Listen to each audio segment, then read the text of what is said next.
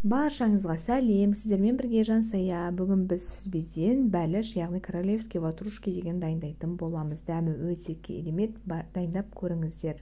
Менің арнамнан түрлі рецепттер табасыздар, сондықтан жазылып, қоңырауды басуды ұмытып кетпеңіздер. Бұны дайындау үшін ең алдымен бізге қажетті ингредиенттерімізді дайындап аламыз. Ұн, сары май, тұз, сода және де қант. Біз құрғақ ингредиенттерімізді барлығын бір-бірімен араластырып дайындап аламыз. Кейін ыдысқа, арнайы ыдысымызға, шұңғыл ыдысқа теркадан сары майымызды өткізіп аламыз. Міне осындай өткізіп алғаннан кейін қалған құрғақ ингредиенттерімізді қосып жақсылап тұрып, түйіршіктер пайда болғанша барлығын араластырып аламыз. Міне видеодағыдай осындай түйіршіктер пайда болады. Бұны уақытша алып тастай тұрамыз. Әзірше салмасын дайындайтын боламыз.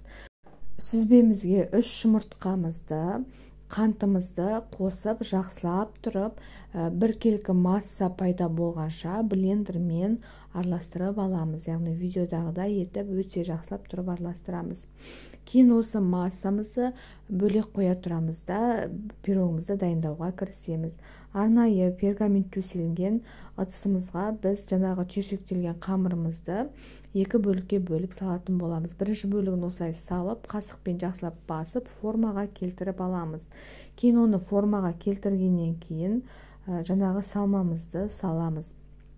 Яғни қамырдың ішіне салмамызды салып аламыз. Кейін соны салып алғаннан кейін екінші бөлікті, қамырдың екінші бөліктерін пирогтың үстіне жақсылап тұрып жайып шығамыз. Осындай дайын болған пирогымызды біз 180 градуста 35-40 минут қызып тұрған пеште пісіріп аламыз.